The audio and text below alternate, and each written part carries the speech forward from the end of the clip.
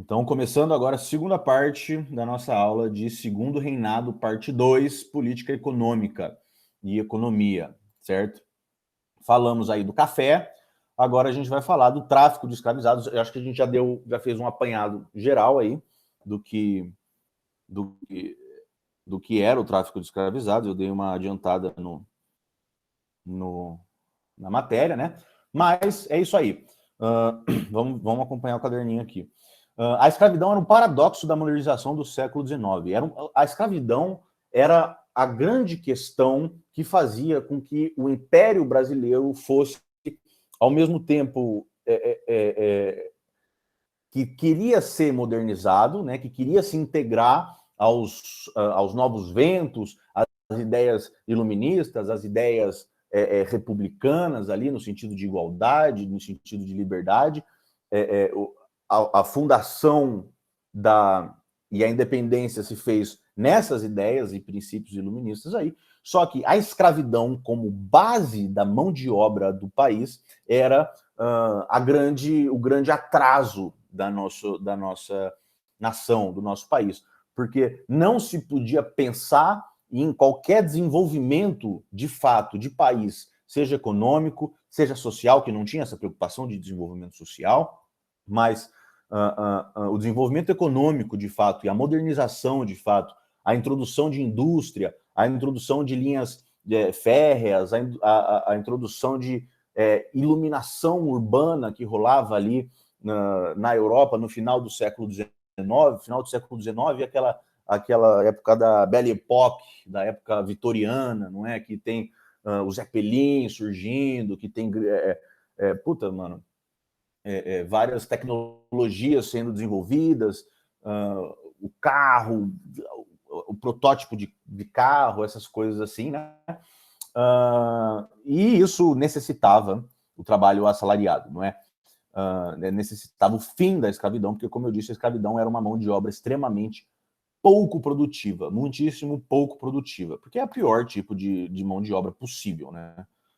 Qual que é a motivação que o escravizado tem, qual que é as condições que o escravizado tem para trabalhar, entendeu? Assim, é terrível, é cruel, é desumano e é burro, porque é pouco produtivo, né? Então, havia muitas pressões da Inglaterra, principalmente por conta da Revolução Industrial, então precisava de um trabalho, se não assalariado, um trabalho livre para fazer com que fosse mais produtiva as produções, né? E os movimentos do abolicionismo, que eram ali movimentos exatamente movimentos de pensamento moral, de pensamento civilizacional, ali civilizatório, sobre padrões mínimos de civilização e civilidade, mínimos direitos, mínimos pensamentos ali iluministas mesmo a respeito da humanidade. Em 1831 tem a lei para inglês ver, né, uma lei X lá que decreta o fim do tráfico de escravos, só que não é findado o tráfico de escravo, né? Por isso que é lei para inglês ver, só para os ingleses verem que tem essa lei, ficarem satisfeitos, mas eles não foram colocados em práticas, né? Daí que vem o termo para inglês ver, não sei se você já ouviu falar esse termo, mas tem esse termo. Em 1850 rola a Lei Eusébio de Queiroz, que tem o fim efetivo do comércio transatlântico de pessoas escravizadas, mas não acaba a escravidão. A escravidão continua rolando com força e continua sendo a base produtiva do nosso país.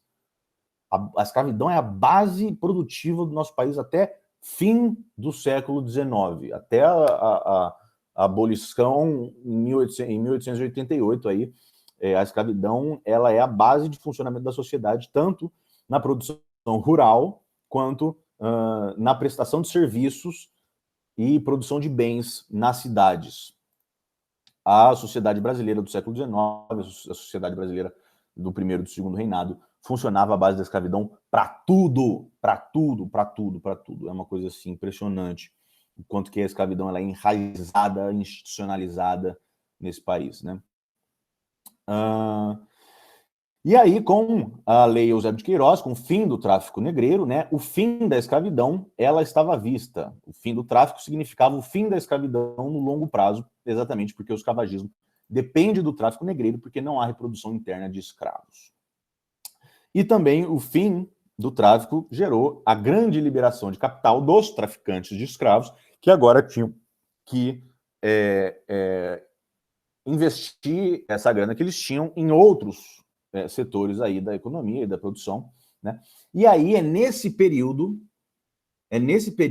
de grande liberação de capital dos traficantes que rola uma tentativa de modernização capitalista no segundo reinado, certo? Porque com a Revolução Industrial, com as mudanças no modo de produção, com a introdução de máquinas a vapor, com a introdução do trem, né, da locomotiva a vapor, e de inventos e de novidades de como iluminação urbana ali, com óleo, né, de aqueles postes que a gente vê em filme de época, né, que tem o poste brilhando, a iluminação, antes disso, a iluminação era feita com tocha ou não tinha iluminação nenhuma, de noite ficava um breu, né, e aí isso era terrível para a administração pública, terrível para a criminalidade, terrível para tudo, né.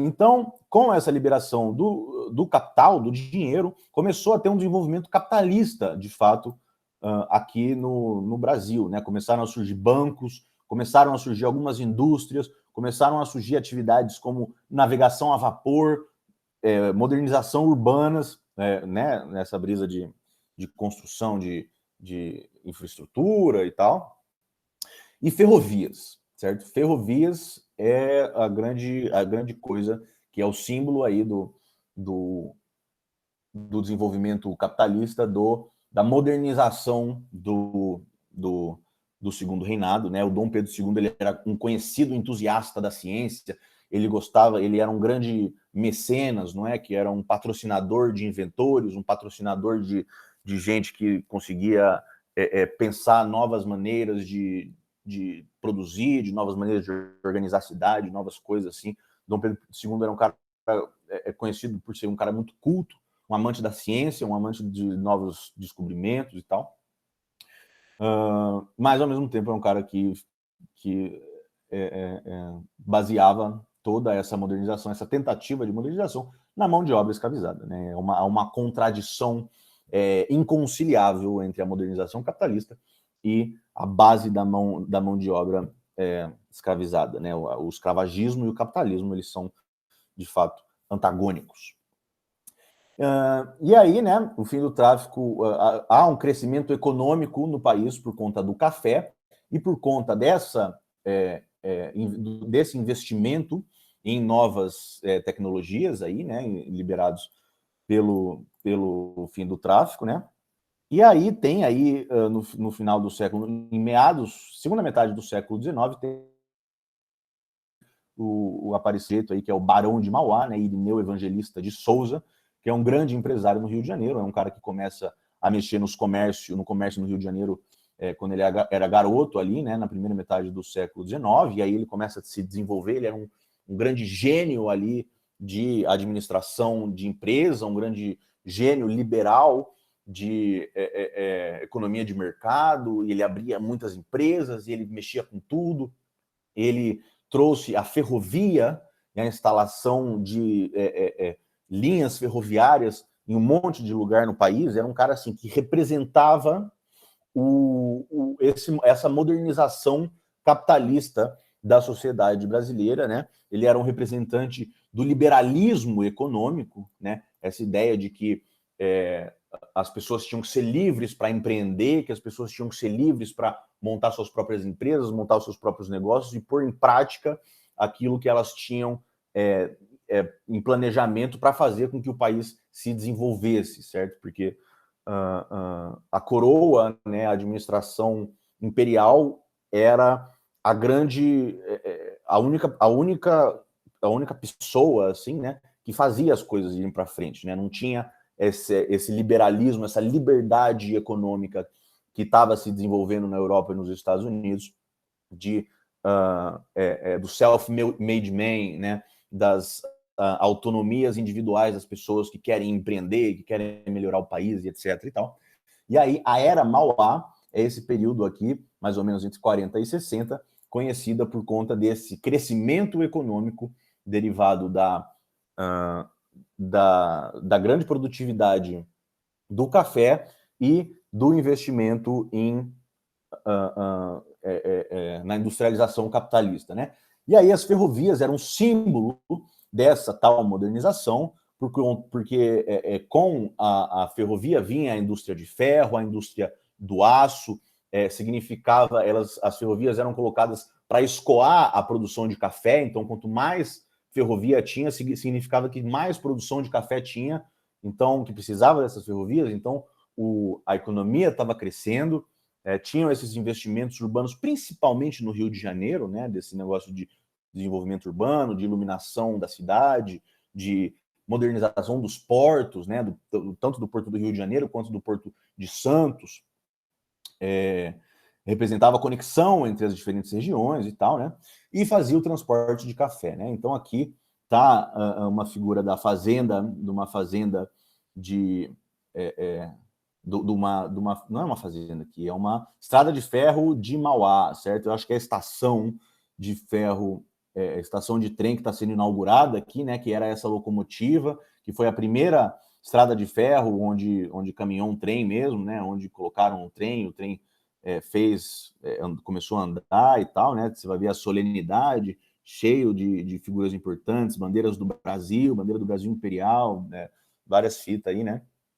Então, teve esse momento de crescimento econômico, grande crescimento econômico no século XIX, no final do século XIX.